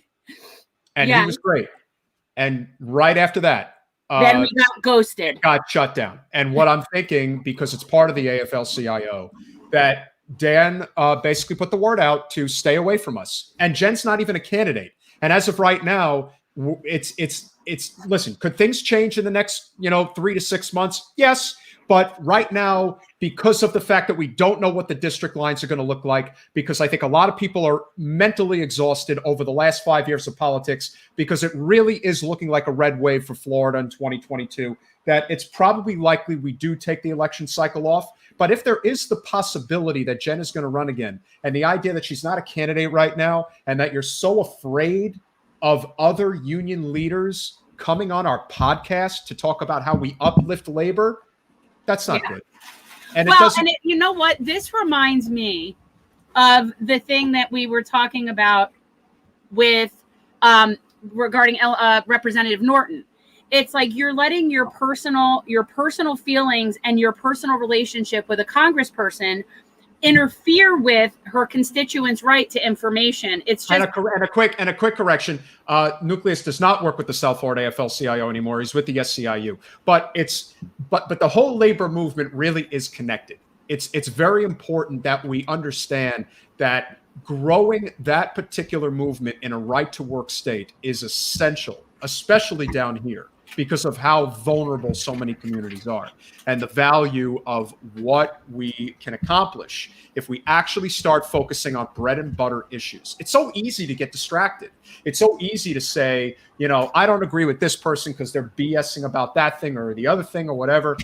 We don't get into that nonsense. It's more important that we focus on things that we know the overwhelming majority of people agree with. And we get into other nonsense. We get into other types of nonsense. Yes. And I think you would agree, if we were to have a ballot initiative to get universal health care in the state of Florida, or whether it's full Medicare expansion, full Medicaid expansion, whatever it would look like, I would think that is something that would go over very well. So Nucleus, We really appreciate you coming on. You do an amazing job as an amazing labor leader. Carolina, of course, our good friend, can attest to that. And let's keep these conversations going. And so with that, we are going to wind down the podcast for this evening. We have one final thing to discuss. Jen, please talk about Florida Bites. You know what? It's just one of those things where I feel like every week there is some wild animal story. Like we really are living in this sort of Jurassic Park. And when I drive down the street from my house and I see these giant iguanas, I really do feel like I'm in some like post-apocalypse. But these two caught me because, this guy got bit by a shark, but this guy was swimming near the fishing pier. So it's like, if you're going to be swimming with chum, you have a higher chance of getting bit. So even though that is kind of scary, it's like, but the one about the vacationing kids, this really bothers me because while people look at alligators as menacing, they're really just critters. And so we have a situation here where in Port St. John, there were a couple of kids, 3 kids that were playing, and they actually wrapped a noose around an alligator and were like trying to drag the alligator by a noose. And it's just, this is the kind of stuff that this is a Florida type of situation. Yeah. Because what people need to understand, and one of the reasons why we do have shark attacks, which is something that is very uncommon, believe it or not, and alligator attacks, which is much more common. We have a lot of people in the state who like to antagonize alligators. If you can believe that people actually go out of their way to try to mess with alligators. It's true. I don't understand it, but to me, when people like that get hurt, I really do see it as a Darwinism thing. Putting a noose around an alligator's neck, I mean, what do you think is going to happen? Yeah. And let me tell you, that one chop, that's all it takes. That's your arm. Yeah, these 3 kids got very, very lucky, and then the wildlife rangers actually they're still looking, I think, for the alligator, or they're not. I don't know exactly what happened, but nobody got bit, fortunately for those kids. But I just found it really like you don't mess with the critters. Just leave the critters alone. Like, why is this so difficult? Just leave the critters alone. But you got to admit, it is one of the things that attracts people to Florida is our wild sea life. And the only way that that's going to sustain itself is if we really get serious about how we're going to sustain our environment. And that's why, you and I have talked about, what I may be doing in a few years. But the reality is we absolutely unequivocally need to get serious about taking action. And that's what our podcast is really about. I don't want to take away from what other people have been doing online. Like I said, we're not going to talk about it now. Hi, Declan. Declan, I got violent at the beginning of the podcast. I'm not going to tell you what I talked about, but you should go check it out. I definitely got violent. I got out of line. I admit it. What are us 2 knuckleheads talking about? Lots of funny stuff. Nucleus just texted me and said, sorry, my phone died. It's okay. That's okay. Hey, we got the crux of the conversation. But a lot of people do their podcasts, and I don't really see them talking about solutions to a lot of these problems. It's very easy to complain about the issues that are there, and there are plenty. But our attitude is, let's take some action. Let's build these coalitions. Let's make sure that we're fighting in a way that's effective. We're not just going to do it for clicks. There's no point. It doesn't get you anywhere. But if we can actually, put some teeth, no pun intended, with these gator stories, but if we could put some teeth to what we are trying to do here, I think that that's what's going to go over best. That's what's going to get people excited. And I actually do believe that more people are inclined to knock on doors, to get in the streets and be active, not for a candidate, but for a cause. That's what people are excited about. So if you like our message and you like what we're trying to do, please consider being a Patreon. Please consider being a Patreon monthly donor. Any amount really helps us. We're just trying to keep good content and get good guests and serve our community. And just, if you're a $10 Patreon subscriber, you get the jersey. Although we are contemplating doing the T-shirts for Gen Change too, right? Like I think we should do the T-shirts. Next order, I think we'll do because this is more of like a baseball jersey, which is good, and it's also a different design. It has the white with the purple lettering. Jen, if you could so kindly show the crew. It's so hard where I'm sitting. So here comes the sun, and Jen cut off the sleeves partially, but purple. And I cut my shirts. I do. Yes. And as Christine, who is an amazing supporter of our show, says, $5 gets you a super cute hemp bracelet. That's true. And we're now we're running a special. Something.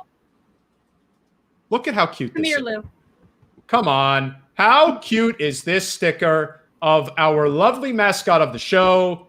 Jen, please bring Lou. Here she is. Hello. Lou, look, it's Peter. Hey. Hello, lovely. So anybody who joins, you join up. Right now we're running a generational change. They're really cute stickers. It's Lulu with a Gen Change collar on. I think they're so cute. But so guys, help us out if you can. If you can afford to be a Patreon, that's so helpful. I mean, any support is great. Supporting us in Super Chat is great. But we're really more about creating a bigger coalition. And if you join, the other thing is we're doing monthly member meetings. Our meeting this month is going to be on Wednesday, June 30th. It's going to be at 7 p.m. Patreon members, $5 and $10 Patreon members are going to get the link to join the Zoom. I haven't completely decided what kind of fun topic we're going to get. No, you want to become a Patreon. And here's the thing, people. Here's what's really cool. Let me tell you guys where I am right now, because this is what's really cool. So I'm currently staying in a camper in Asheville, but I'm on a hemp farm that is only waiting for the proper legislation to become a full grow farm. So I'm essentially next door to a bunch of cannabis plants that have no THC in them, which is ironic. Oh, careful. That's not good. No, that's not good. Something happened. So, it's really cool. So anyway, I was thinking that maybe what I'll do for our members only meeting is have Ashley, he's the guy who runs this farm. He's a master cannabis grower from Oregon. And have him sort of like give us a tour and talk a little bit about what's going on here and what'll need to happen for there to be when THC gets added into the mix. So, but anyway, yes, I am on a hemp farm right now, and I thought that might be. So anyway, June 30th, members only meeting. It very well could be me being out with my phone doing like a tour of a hemp farm, something that'll be really fun just for members. So guys, check it out. And can I end with my Gen Change in Asheville slide, because I'm very pleased with it. Yeah, why not? Is that cool? And I think and facts over fiction, it's if you would like to become a patron, that would obviously be tremendous. And yes, you would get a sticker, whether you're a $5 patron or a $10 patron. Of course, we would love for you to be a $10, but you know what? Whatever you're willing to do to help support the program, that would be wonderful. And again, we do not currently take a salary. This is all towards our community-based efforts for GenCore, specifically beach cleanups. Next one's July 6th in Hollywood. We're also doing at the community closet, which you're working on. That's going to be big. Of course, food distributions. Mobile School Pantry is sort of on a little bit of a hiatus. She's kind of figuring things out. We'll be up and running again with them in the fall. I am working on getting a grant for us to be able to do, but I have this idea of doing a mobile community closet. I want to be able to get a trailer. I want to be able to take said trailer to different communities and offer clothing for people. And then we'll also use it to do sales at places to raise money to be able to donate clothing. So I'm working on that, but we are also doing 100 donations a month to the homeless in our local community. So you guys, any donation helps with that. And, we're always looking for ideas of other things we can do to help.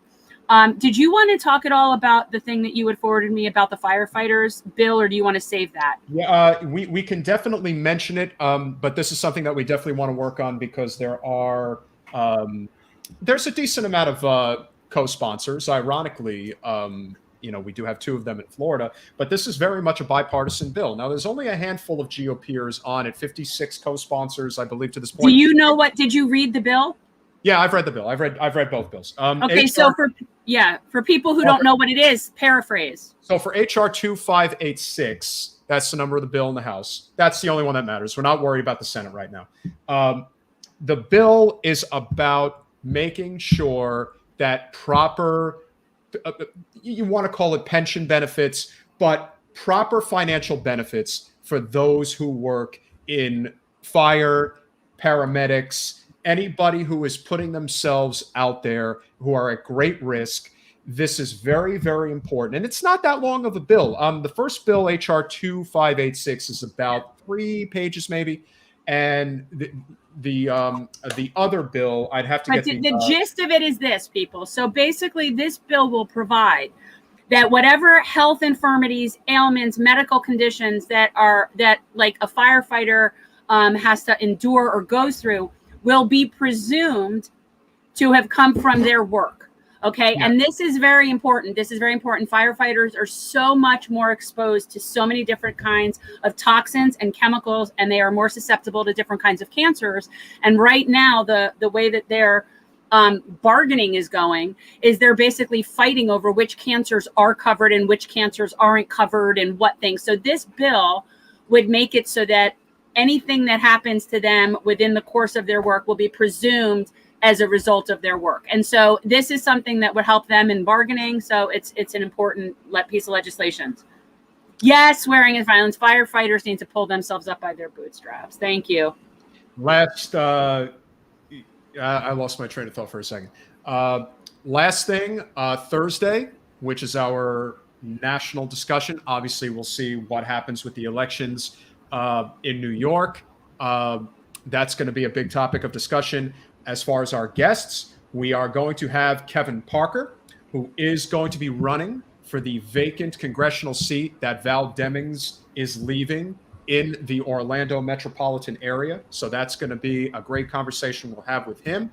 And then we are going to be speaking with Adrienne Bell, Jen's former slate mate with Brand New Congress. And she is now the political director of Brand New Congress. Yes. So we'll see what the 2022 slate looks like for potential congressional and really where they're going in terms of their mission and how they see themselves going forward in terms of candidates they're supporting and the organization. It's gone through some changes since we were there, but I'm looking forward to that. And so we can end on this because I really wanted to do something special since I'm going to be here for the month. I have this.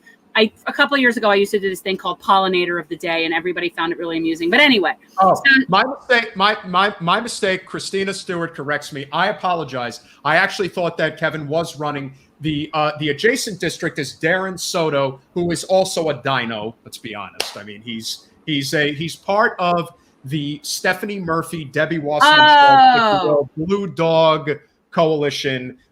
They're basically just Democrats in name only, but they might as well be voting if they were in the GOP. So we are obviously very happy to have Kevin come on the show. Darren Soto has been primaried once before.